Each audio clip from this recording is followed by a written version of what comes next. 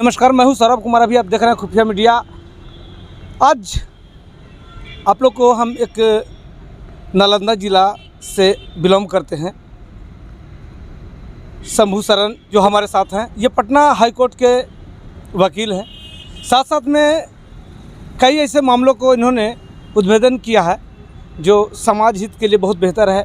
इनसे कुछ विशेष रूप से हम जानते हैं कब ये प्रैक्टिस शुरू किए हैं और समाज के लिए ऐसे बेहतर कई कार्य किए हैं जो लोग हमारे क्षेत्र के या अन्य क्षेत्र के लोग जान नहीं पाते हैं। एक्चुअली बच्चे जो छोटे होते हैं वो तो चाहते हैं कि हम बड़ा बन के वकील बने या कुछ बने या देश का सेवा करें या देश में से भ्रष्टाचार हटाएं या कई अन्य मुद्दे, लेकिन वो पहुंच नहीं पाते हैं, जान नहीं पाते हैं, समझ नहीं पाते हैं, अपने क्षेत्र के लोगों को वो बेहतर से अचीव नहीं कर पाते हैं, उनसे कुछ सीख नहीं पाते हैं। यही कारण है कि वो पिछड़ते भी हैं और ऐसे कई बार मामले होते हैं जो मामलों को लेकर इधर से उधर लोग भटकते रहते हैं, जबकि हमारे इर्द गिर्द में ही अगल बगल में रहते हैं। सबसे पहले तो श्रीमान को खुफिया मीडिया में आपका स्वागत है।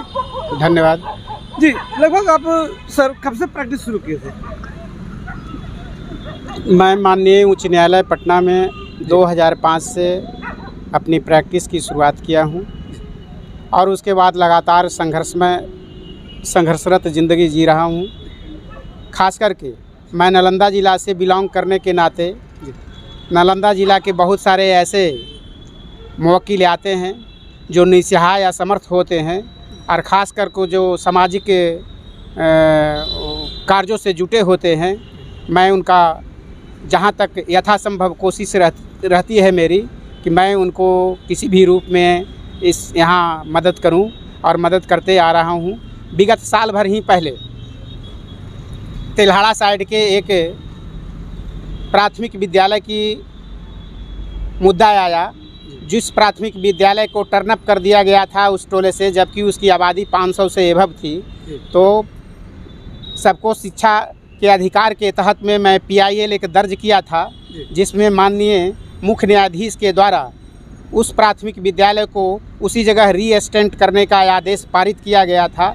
फिर उसी तरह के बहुत सारे मुद्दे आते रहते हैं जिसको मैं सॉल्व करता हूं अपना पूरी कोशिश के साथ। जी, ऐसे तो हमारे क्षेत्र में भी एक मुद्दे सुनने के लिए मिले थे कि हॉस्पिटल कहीं और जाना था, हॉस्पिटल कहीं और चला गया और उसके चक्कर में ना दूसरा गांव में बना ना दूसरा गांव में बना। तो ऐसे मामले के लिए अगर लोग आपसे मिलते हैं सर तो उसका भी निदान हो जाएगा? बिल्कुल बिल्कुल बिल्कुल मैं उसका निदान करूंगा। अरे सर, आपने एडवोकेट का क्षेत्र चुने, मतलब ऐसा क्या हुआ?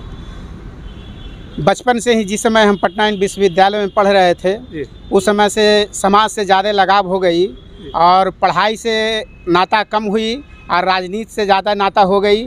तो लगा कि एक सोशल वर्क के साथ जुटे रहने का एक वकालत ही एक ऐसी माध्यम है जिसके माध्यम से हम सामाजिक कार्यकर्ताओं और समाज का नीचे पिछड़े लोगों का मैं काम कर सकता हूं। इसलिए मैं इस पेशे को अपनाया हूं। सर, आधा से ज़्यादा बहुत सारा तो हम लोग सुनते हैं कि हमारे देश में जितने भी एडवोकेट हैं, जितने भी मतलब कि न्यायालय के पक्षधर हैं, वो ज़्यादा से ज़्यादा राजनीतिक क्षेत्र में। क्या सर आप उसमें से अभी हैं क्या? नहीं, ऐसा कोई राजनीतिक क्षेत्र में मैं नहीं हूँ, लेकिन एक सोशल कार्यकर्ता के रूप में मैं काम करता हूँ। लेकिन किसी भी पार्टी से बिलोंग नहीं? नहीं, मैं किसी पार्टी से बिलोंग नहीं करता हूँ।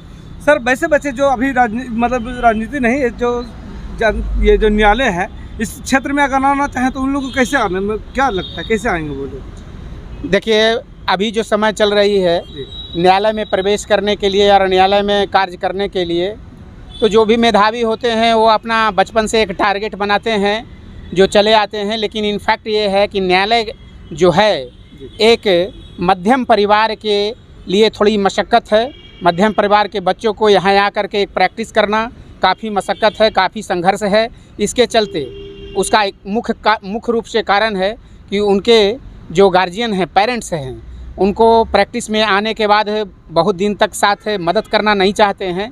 तो यह एक कारण बनती है कि मध्यम वर्ग के परिवार इसमें बहुत कम लोग आ पाते हैं।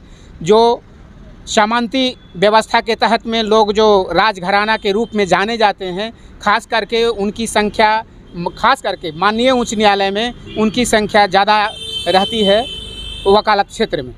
जी, यानी इसका मतलब है कि शुरू में जब आएंगे तो उनको यहाँ से खर्च नहीं मिलने वाला है, ये सोच के आए कि अभी हमको सेवा करना है। बिल्कुल बिल्कुल, ये काफ़ी संघर्षमय पेशा है। और इसमें काफ़ी लंबा समय तक संघर्ष करना पड़ता है, ईमानदारी पूर्वक अपनी कर्तव्य निष्ठा के साथ, तभी जा कर के कुछ लोगों से संपर्क होती है और उनके काम के अनुसार लोग उनको काम देना शुरू करते हैं। सर, आपका कोई ऐसा मामला जो बहुत मतलब लोकप्रिय रहा हो या आपके लिए बहुत मतलब आपके लिए कठिन मतलब चुनौतीपूर्ण रहा हो?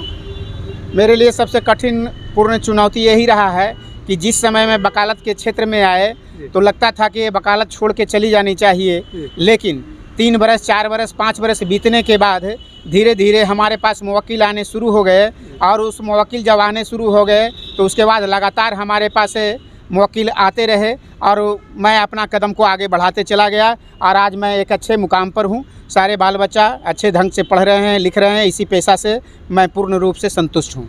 ऐसा कोई मामला सर जिसे आपने मतलब कि बेहतर ढंग से हैंडल किया हो?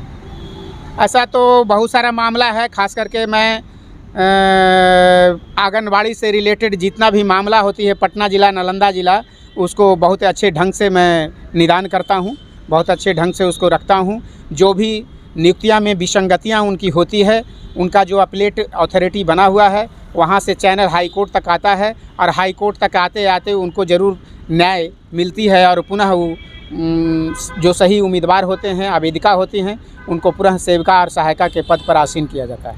सर, मतलब आप साथ साथ में तो आप क्रिमिनल केस वगैरह भी देखते होंगे? बिल्कुल। वैसा कोई क्रिमिनल केस जो आपके लिए बहुत अच्छा लगा कि मतलब ये केस हमको पॉपुलरिटी दे दिया?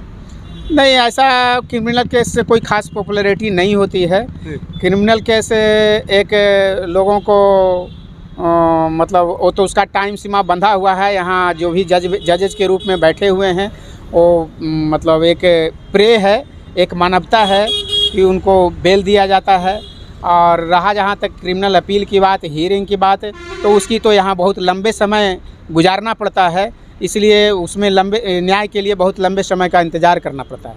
तो अभी आप सुन रहे थे शंभू सरन उर्फ शंभू यादव जी के जो नालंदा से ही हैं। हाँ सर, अगर कोई वैसे नालंदा के क्षेत्र के लोग जो आपसे अगर संपर्क करना चाहते तो वो कैसे आपसे संपर्क करेंगे? नालंदा के संपर्क मेरे मोबाइल से संपर्क करेंगे, कुछ लोग जानते हैं उनसे संपर्क करेंगे। मेरा नंबर है 7970900128। वैसे युवा जो जिनसे जुड़ के जानकारी लेना चाहते हैं वो भी लें, और वैसे लोग जो इन्हें लोक हित यानी कि पब्लिक इंटीग्रेशन में अगर वो डालना चाहते हैं, वैसे मुद्दा जो सामाजिक हित में हो, तो भी ये संपर्क कर सकते हैं। इसी के साथ हम अपनी बातों खत्म करते हैं। जय हिंद।